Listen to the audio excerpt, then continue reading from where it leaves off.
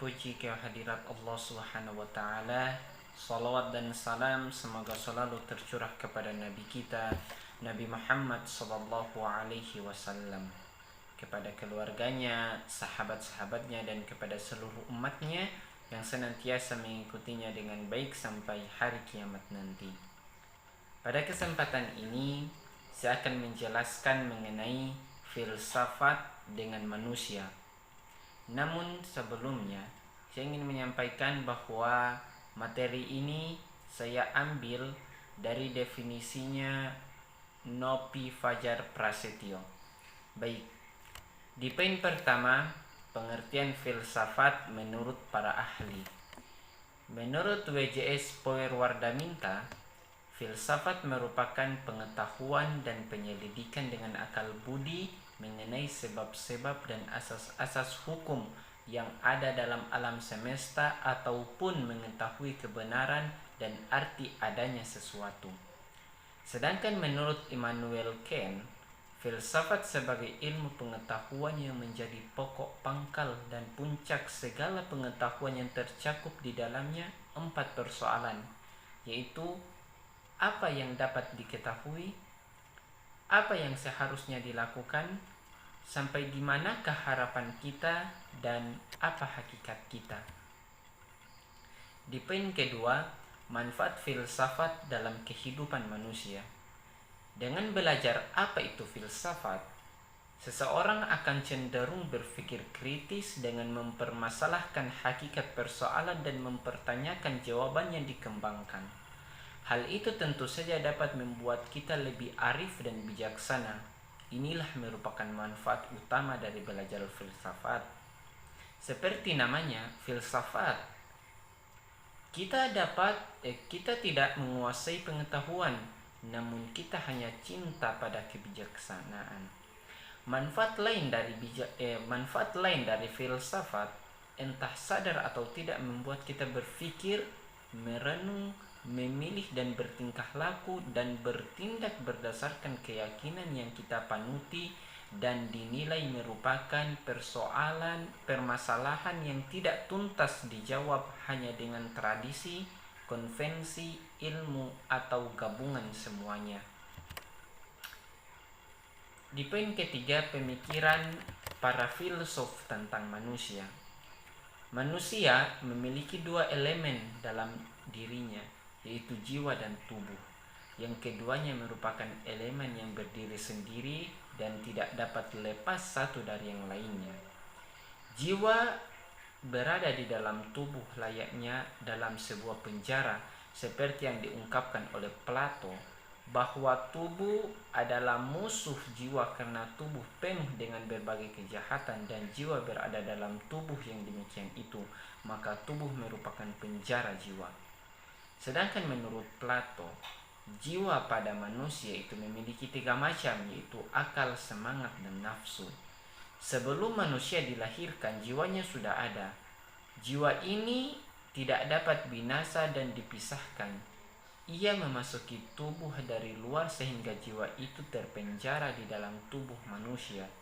Oleh karena itu, hidup di dalam dunia adalah sebuah kejahatan. Kematian mewujudkan suatu kebebasan di mana orang dibangkitkan kepada hidup yang sejati dan kepada kebebasan. Masih di poin yang sama, yaitu pemikiran filsuf tentang manusia. Definisi yang bisa saya tangkap dari Philo bahwasanya tujuan manusia adalah mencapai sebuah tempat tertentu setelah kematian yang disebut dengan surga. Untuk dapat mencapai tahapan tersebut, maka manusia harus menjauhi hal-hal yang tidak baik seperti mencuri, membunuh, merendahkan orang lain, dan sebagainya. Manusia adalah makhluk mukallaf yang dibebani kewajiban dan tanggung jawab.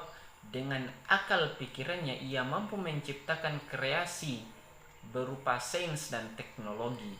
Manusia juga bagian dari realitas kosmos yang menurut para ahli pakar atau para ahli pikir disebut dengan al-kain al-natik, makhluk yang berbicara dan makhluk yang memiliki nilai luhur. Menurut Al-Aqad, manusia lebih tepat dijuluki makhluk yang berbicara daripada sebagai malaikat yang turun ke bumi atau binatang yang berevolusi. Sebab manusia memiliki lebih mulia ketimbang semua itu. Alasan Al-Aqad ini tidaklah berlebihan, sebab menurutnya malaikat yang turun ke bumi tidak mempunyai kedudukan sebagai pembimbing ke jalan yang baik maupun buruk.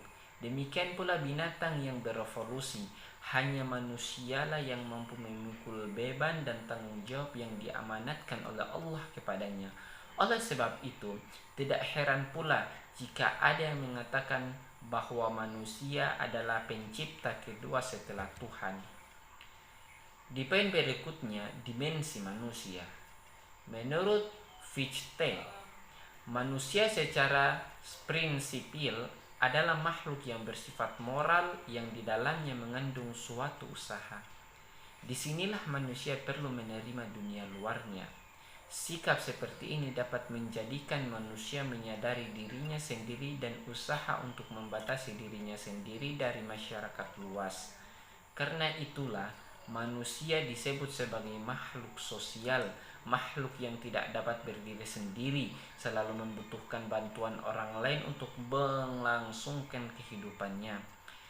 Hidup akan menjadi sebuah penderitaan apabila dunia dipandang sebagai suatu keinginan, sebab pemuasan keinginan sangat terbatas sedangkan kehendak tidak terbatas. Menurut Kierkegaard, pertama-tama yang penting bagi manusia adalah keadaannya sendiri. Akan tetapi harus ditekankan bahwa keadaan manusia bukanlah suatu ada yang statis, melainkan suatu menjadi yang mengandung di dalamnya suatu perpindahan dari kemungkinan ke kenyataan, atau merubah sesuatu yang sebelumnya hanya bersifat abstrak menjadi nyata. Dengan kata lain, eksistensi berarti berani mengambil keputusan yang menentukan hidupnya. Maka barang siapa tidak berani mengambil keputusan, ia tidak bereksistensi dalam arti sebenarnya. Tiap keadaan memiliki cirinya yang khas. Kierkegaard membedakan bahwa ada 3 bentuk keadaan pada manusia, yaitu bentuk estetis, bentuk etis, dan bentuk religius. Masih di poin yang sama, dimensi manusia.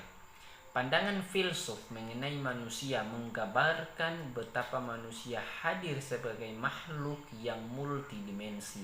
Dalam hal ini, manusia sebagai makhluk individu benar-benar berdiri kokoh dalam kemandiriannya. Demikian pula manusia sebagai makhluk sosial senantiasa mengatur alam sekitarnya yang tidak mengangkat manusia, melainkan mengangkat benda-benda fisik lainnya. Para filsuf yang telah menunjukkan kemampuannya untuk menerobos ruang batas yang amat sulit tentang manusia, pada akhirnya sampai kepada tingkat pemikiran bahwa terlepas dari dimensi-dimensi tersebut di atas, jelaslah bahwa pada hakikatnya adalah makhluk ciptaan Tuhan. Masuk di poin berikutnya, kesimpulan.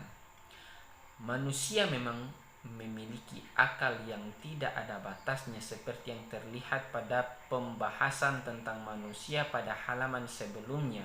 Begitu banyak pandangan-pandangan para filsuf tentang manusia. Namun jika kita cermati, tidak ada kesepakatan bulat dari para filsuf mengenai hakikat manusia. Dari hal tersebut dapat diambil beberapa hal mengapa tidak ada suara yang sama dari para filsuf mengenai manusia. Secara tidak langsung para filsuf mengungkapkan hakikat manusia berdasarkan latar belakang dan ego dari para filsuf itu sendiri. Namun secara garis besar dapat diambil 2 garis besar mengenai hakikat manusia tersebut. Yang pertama, manusia adalah ragawi yang di dalamnya terdapat jiwa. Raga adalah sebagai bentuk gerak kehidupan dari seorang manusia, sedangkan jiwa adalah tempat akal dan budi yang membuat manusia dapat berpikir dan merasakan kehidupan yang ada di sekitarnya. Jiwa inilah yang membedakan manusia dengan makhluk lainnya seperti binatang atau benda mati. Manusia sebagai sebuah satuan yang kompleks tentu tidak dapat berdiri dengan sendirinya. Seperti benda yang diciptakan oleh manusia, benda itu butuh bantuan agar dapat terangkai menjadi sebuah benda. Begitupun manusia yang butuh kekuatan di luar dirinya untuk dapat menjadi manusia, atau yang disebut dengan kekuasaan Tuhan. Di poin terakhir yaitu saran. Namun saya punya pandangan lain tentang manusia. Manusia adalah jiwa dan raga atau tubuh yang satu, yang utuh. Keduanya tidak dapat dipisahkan antara satu dengan yang lainnya. Jika ada jiwa tanpa tubuh, maka ia hanya dapat disebut sebagai ruh. Dan jika ada raga tanpa jiwa, maka dia disebut dengan mayat. Jiwa itu dibagaikan sebagai seorang pemimpin, dan raga adalah fasilitatornya. Sebuah jiwa akan berarti menjadi seorang manusia apabila ia memiliki raga yang akan dikendalikannya. Begitupun sebaliknya, raga akan berarti menjadi seorang manusia apabila ia memiliki jiwa yang mengendalikannya. Baiklah, sekian penjelasan singkat dari saya mengenai filsafat dengan manusia. Semoga bermanfaat. Lebih dan kurangnya saya mohon maaf. Wabillahi taufiq wal hidayah. Wassalamualaikum warahmatullahi wabarakatuh.